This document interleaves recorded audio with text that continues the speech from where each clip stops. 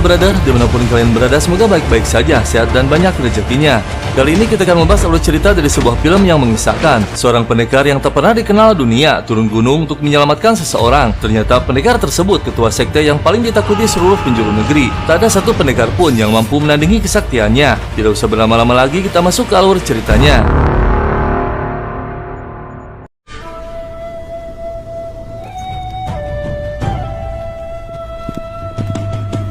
Kisah diawali di wilayah gurun pasir. Kita diperlihatkan dengan seorang pendekar sakti bernama Yan Shao akan menyelamatkan seorang gadis yang dikenal dengan dewa pedang bernama Sukuang. Dan tiba-tiba sekelompok pendekar dari sekte lembah iblis muncul, sekte terkuat di dunia.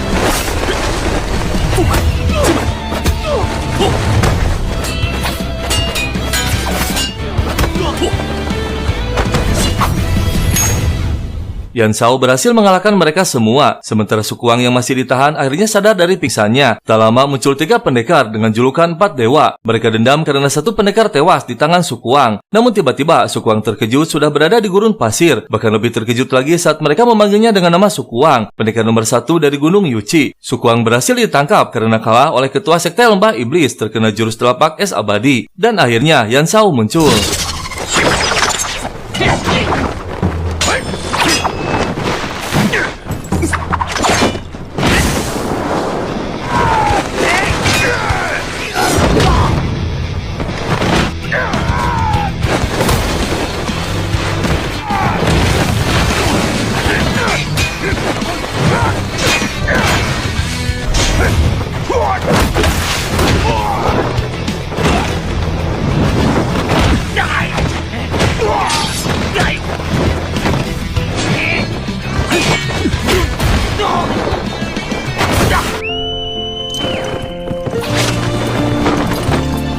Dan lagi-lagi, Yan Shao dengan mudah mengalahkan para pendekar. Dia membawa Sukuang ke tempat yang lebih aman. Saat mengobati luka kecilnya, Yan Shao mendeteksi bahwa Sukuang terkena racun telapak es abadi. Dan di tempat lain, seorang pendekar mengabarkan kepada ketua sekte lembah bahwa Sukuang telah diselamatkan oleh seorang pendekar tak dikenal.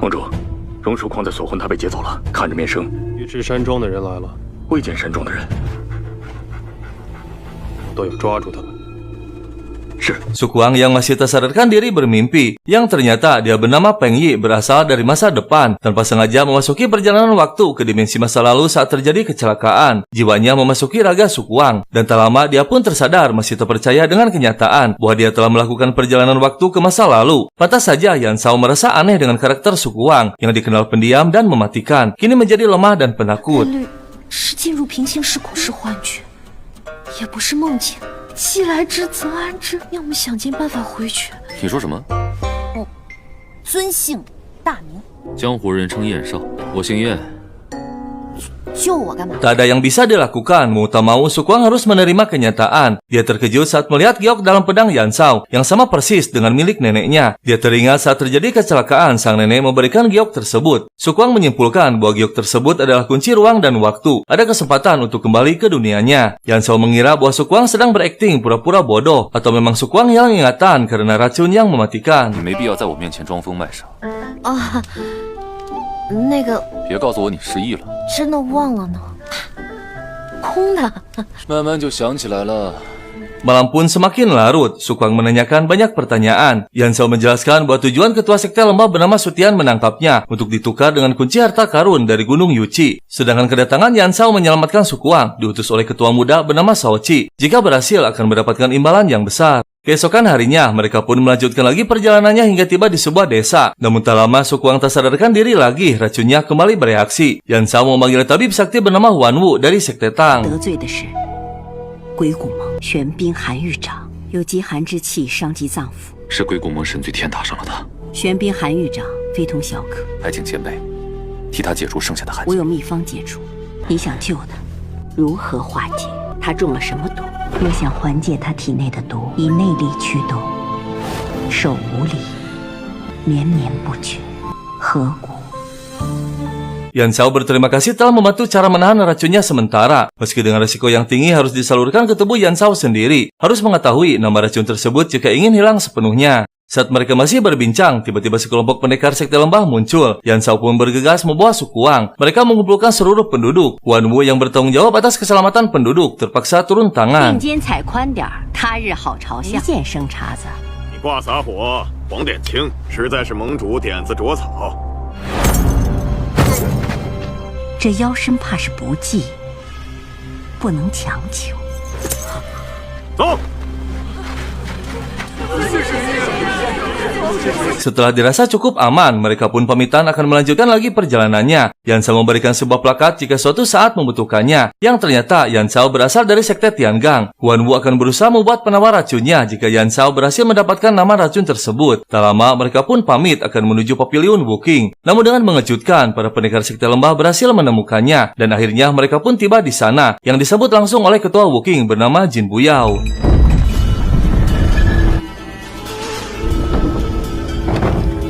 吴清楼主金步瑶来迎贵客，原来是燕少啊！燕少的入楼再入这吴清楼。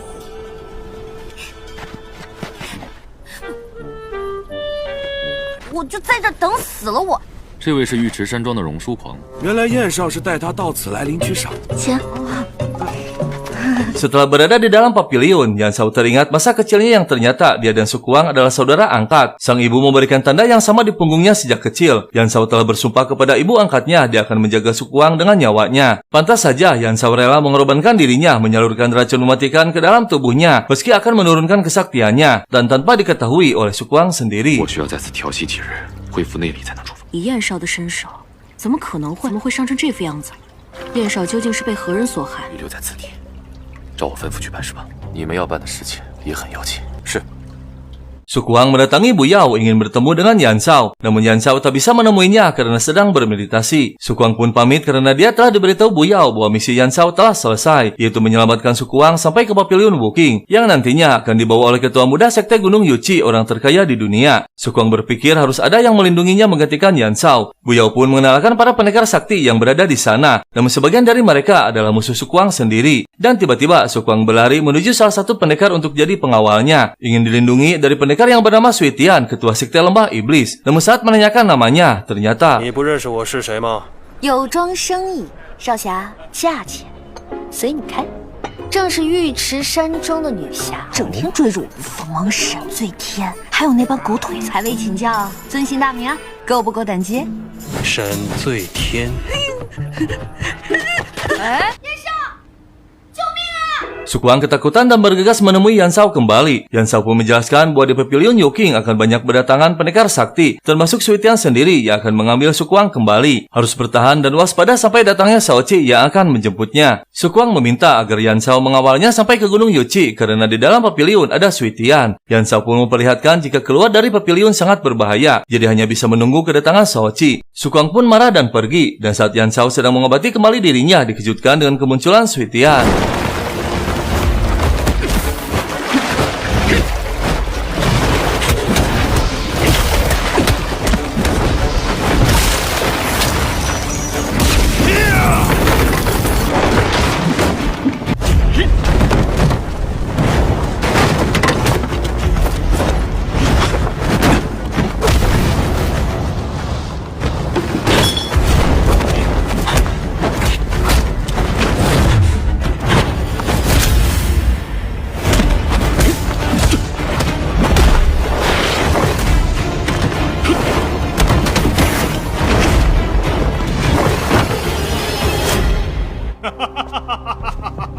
Dan akhirnya Tuan Muda Shaoqi tiba di Pavilion Wuking yang langsung disambut dan digandrungi para gadis. Namun saat akan menghampiri Sukuang, tiba-tiba Suitian meledeknya. Dia mengasuh seluruh pendekar agar percaya bahwa Gunung Yuchi menyimpan harta karun yang besar. Dan saat keadaan mulai tak terkendali, muncul ketua Pavilion meredakan mereka. Shaoqi pun dibawa Yan Xiao untuk menemui Sukuang. Shaoqi merasa ada keanehan dengan Sukuang, namun untuk sementara diabaikan dulu. Mereka pun merencanakan strategi agar bisa membawa Sukuang dengan selamat ke Gunung Yuchi. Dan setelah direncanakan, mereka pun mulai beraksi dengan pura-pura membawa Sukuang.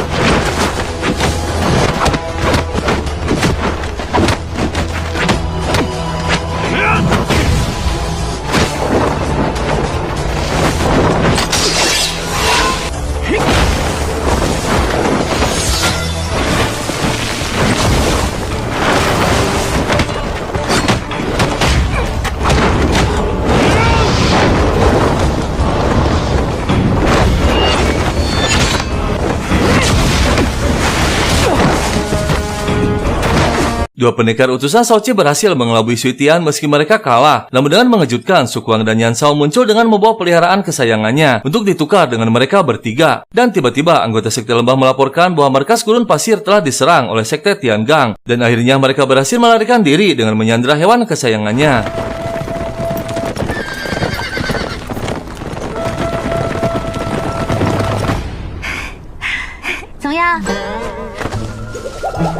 Akhirnya mereka tiba di Gunung Yuqi dengan disambut langsung oleh ketua, ayah dari Shao-Chi, yang ternyata Su Kuang adalah anak angkatnya. Pantas saja ketua berani mengeluarkan uang besar demi keselamatan putrinya. Setelah berada di dalam istana, Su Kuang meminta kepada ayahnya agar Yan Shao dijadikan pengawal pribadinya. Yan Shao出手相救，又带回小女，感激不尽。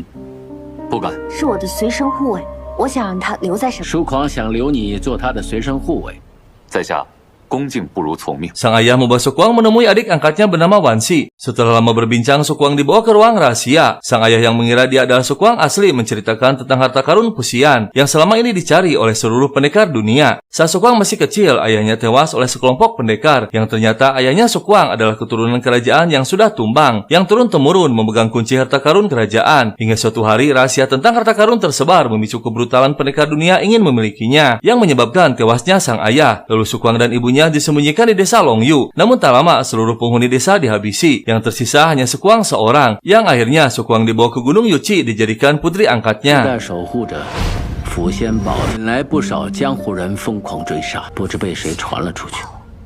你父亲还是在半路，我们晚到一步，竟然找到了你们居住的龙月村。这个村子叫龙月村，村子里 唯一剩下的就只有你。等我收到石宇师妹传出的消息，赶到，于是我把你带回到玉池山庄。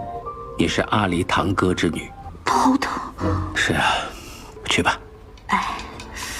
Sejak saat itu, Su Kuang tinggal di istana Gunung Yuqi. Pelayan pribadinya melaporkan kepada ketua bahwa karakter Su Kuang berubah total. Bahkan kesaktiannya pun sudah lenyap seluruhnya. Shao-Chi menjelaskan bahwa semua itu disebabkan efek dari racun telapak es Sui Tian. Dan akhirnya mereka semua mengerti. Namun ketua menugaskan Wan Xi untuk menyelidiki asal-usul Yan Shao. 始终不能完全放心，燕少此人深藏不露，去探一探他的底细吧。你熟知江湖人的来历和招式。女儿明白。 Su Kuang yang merasa jenuh tak boleh keluar, memaksa Ying Luo keluar istana secara diam-diam. Tak lama mereka pun tiba di kota. Namun saat memasuki sebuah toko, tiba-tiba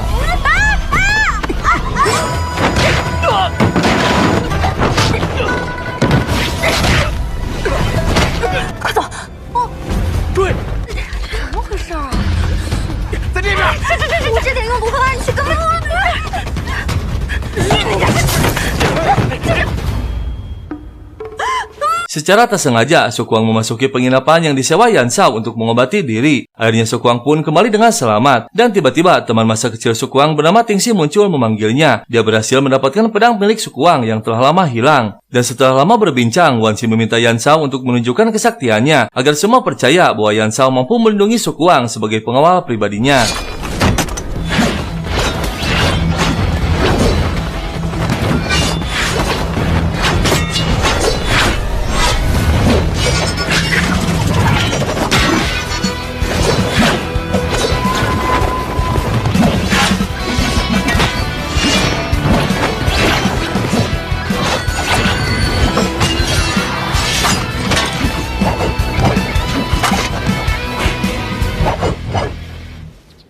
Suatu hari, dengan mengejutkan, Wan Xi menemui seseorang yang ternyata dia bersekongkol dengan Sui Tian, ketua sekte Lembah Iblis. Mereka merencanakan siasat pada acara festival Zhonghe yang akan segera dilaksanakan. Para pendekar dan ketua sekte pun telah mulai berdatangan memasuki kota Yuqi.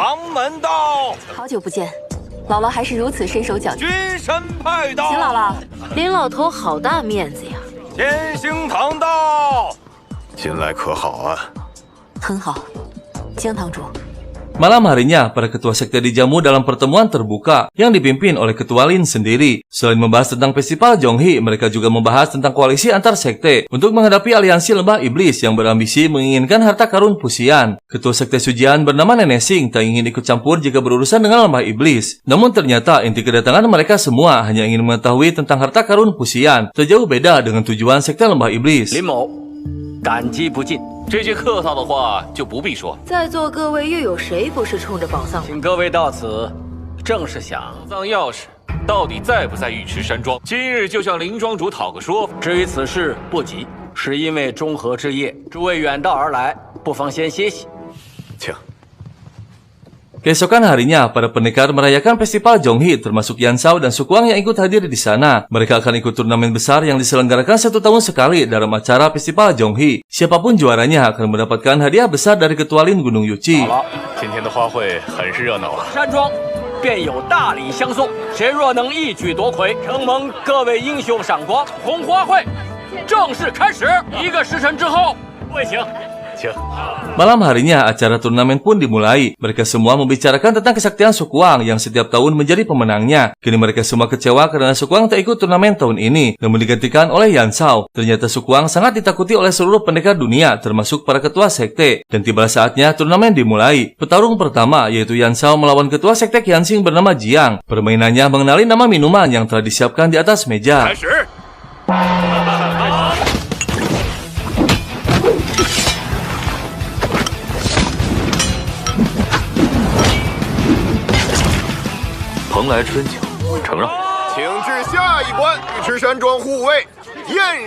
Dalam sekejap, Yan Shao mengalahkan Jiang dan menjadi pemenangnya. Setelah beberapa pendekar berhasil ke tahap yang sama, mereka pun bertarung satu sama lain.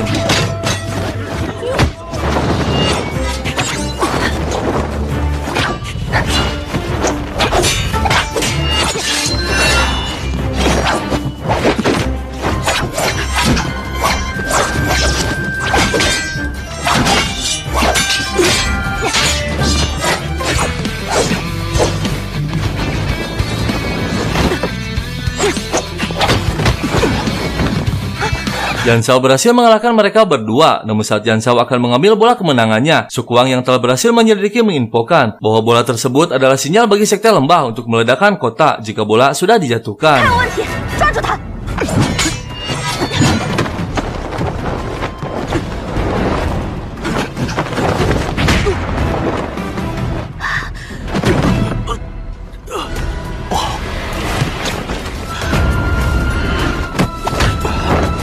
Akhirnya bola berhasil didapatkan oleh Yan Shao. Saat akan dijatuhkan, Shao Qi berteriak melarangnya. Namun dengan mengejutkan, Shao Qi menjaga Yan Shao yang telah mengendalikan dan merencanakan semuanya. Sukuang pun perlahan menghampiri dan membujuk untuk memberikan bolanya. Namun ternyata... 你把花球给我。多谢大小姐。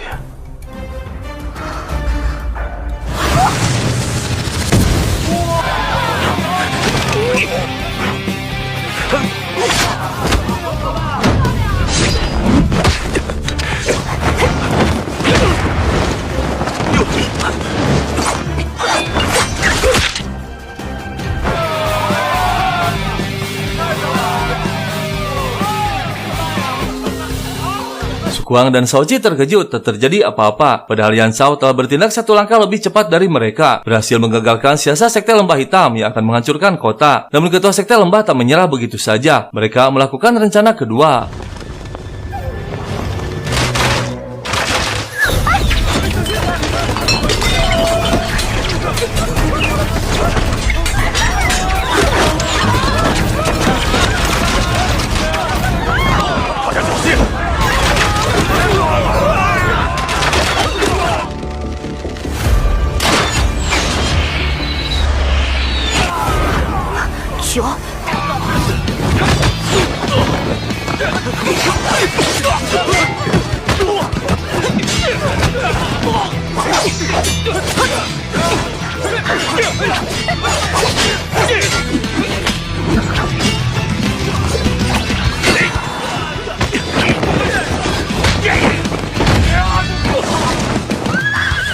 Demi menyelamatkan semua, dengan risiko yang tinggi, Yan Shao memutuskan untuk membawa racun dalam kendi, dijauhkan dari kota. Sementara para ketua sekte masih menghadapi pendekar sekte lembah.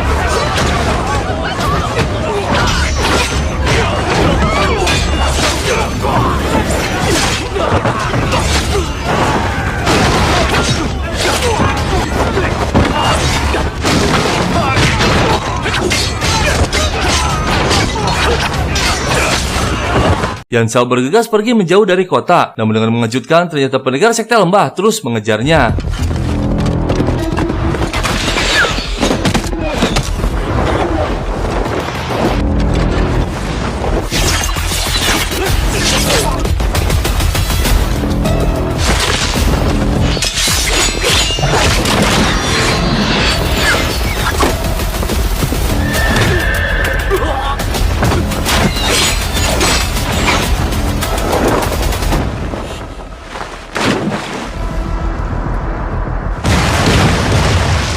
Setelah berhasil mengusir sekte lembah, para ketua sekte meminta pertanggungjawaban kepada Ketua Lin atas semua yang telah terjadi. Gunung Yuqi dianggap gagal menjaga keamanan kota. Ketua Lin pun akan bertanggung jawab mencari dalangnya. Sukwang terlihat cemas menunggu kepulangan Yan Shao. Dan akhirnya...